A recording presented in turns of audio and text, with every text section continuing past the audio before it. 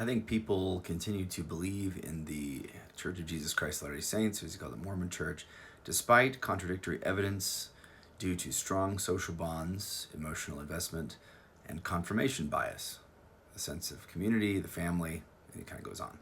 Yes, I actually agree with you. I think that all these things play a really big part and are very helpful in sustaining and maintaining a belief in the authenticity of the Church of Jesus Christ of Latter-day Saints. However, I do think you're missing something, and it's hard to not miss things when you haven't experienced them yourself. So when I was about 17, I've told this story before, I kind of was away from my family for the summer working on a fishing boat in Alaska, and everybody around me was not of my faith. There was some evangelical Christians and a Zen Buddhist.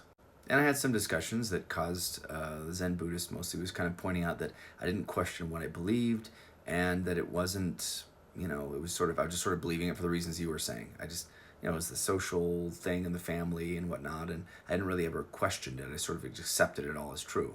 And this really bothered me, and I spent quite a bit of time in reflection and writing things down and evaluating what I believed and I really wanted to, is this really true? And I decided, I remember writing this in my journal, if it's not true, if I pray and, I get this answer that it's not true, I'm going to leave it.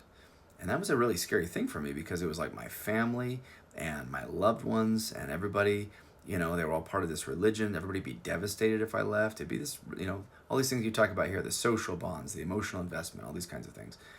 And, but here it was like, all right, God, if you don't want me in this religion and you tell me that, I'm going to leave it.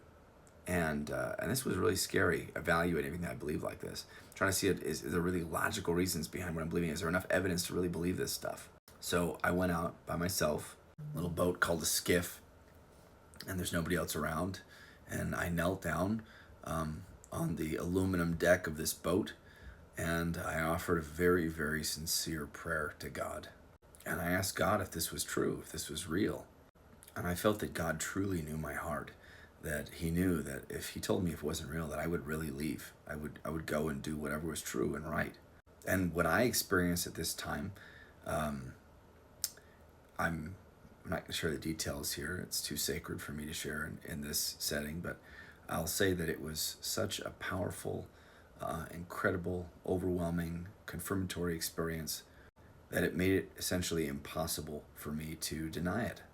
Not without knowing that I was lying, that I would be deceiving myself and God and everyone I knew if I were to go against it.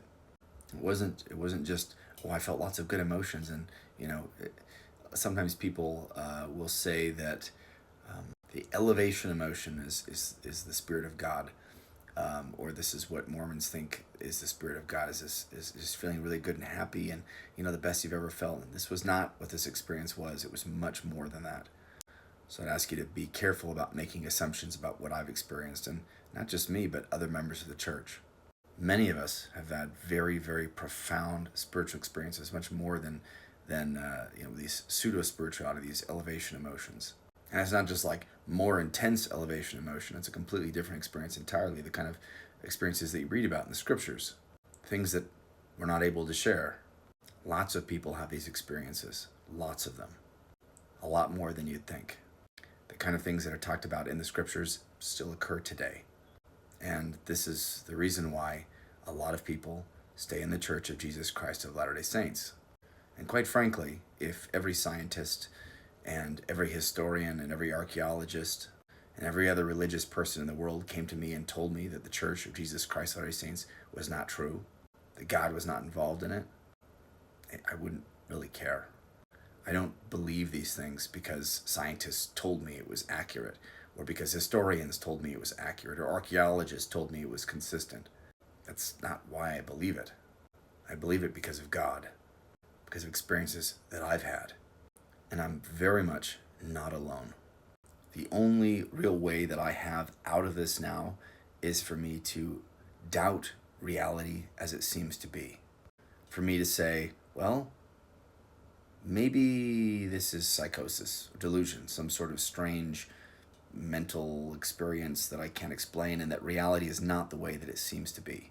And that's always possible. I mean, there's a lot of psychosis out there. I'm a psychiatrist. I have a degree in psychology as well. I'm familiar with these things. I've really, really strongly considered and looked at this possibility. And I personally have talked to hundreds and hundreds of people with psychotic symptoms and delusional symptoms. Being very familiar with the way that these symptoms present, the kind of illnesses that they're usually associated with, the kinds of religious experiences that I'm talking about don't really fit into mental illness. There's another possible explanation that I've also explored. This is the idea that maybe the human brain has evolved or was designed to be able to have these kinds of experiences, similar to people having dreams or this sort of thing. But then I'm still faced with this sort of conundrum of, well, so did God design this part of my brain, or did it evolve? And if it evolved, then I would have to say, wow, that's amazing. And then did somehow the universe put it there? Because it's the most amazing, most wonderful thing I could possibly imagine. And then I wonder, well, did God design the universe to put it there? Like, did God, in his absolute brilliance, design it so that my brain would be evolved to have this component in it that had the capacity to experience God? So it's really impossible for me to ever work the possibility that God is not somewhere in the equation of me having this experience. Because even if it was, my own brain or something, my own brain, God could have designed it that way. And even if it was evolution, God could have designed the universe to produce evolution. So I'm kind of stuck. And for me right now, supposing that reality is not the way that it seems to be, just doesn't seem like a good option. Usually it's more pragmatic, more useful to just assume that reality is the way that it seems to be, that what I'm experiencing is what it is.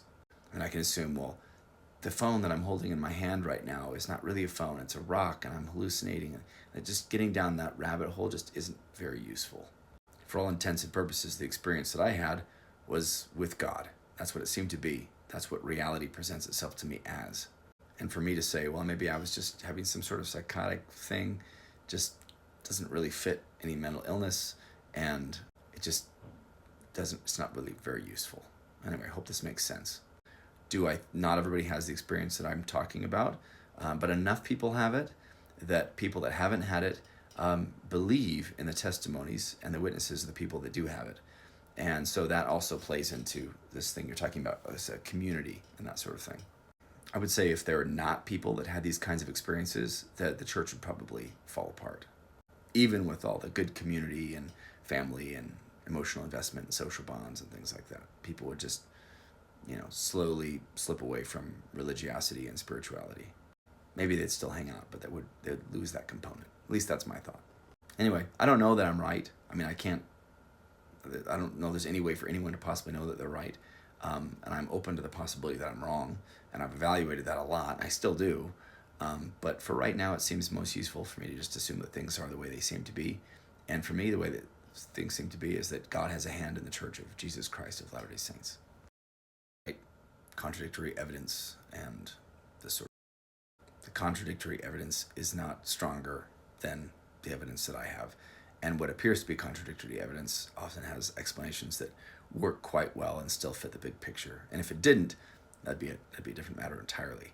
I made a video, maybe 2 videos back, which explains some anachronisms and things like this that you've probably been familiar with, and are a lot of reasons why a lot of people do leave, and kind of reconciling that with the process of revelation. So feel free to check that out. I think it's 2 videos back, and it might help you kind of understand the thought process and experiences of people, understanding why even people who don't have confirmation bias and these sorts of things still join the church, stay in the church, because it is actually a situation where a lot of people do end up staying in the church, although losing their family and things like this. So anyway, worth looking into if you want to understand other people. Thank you. Bye.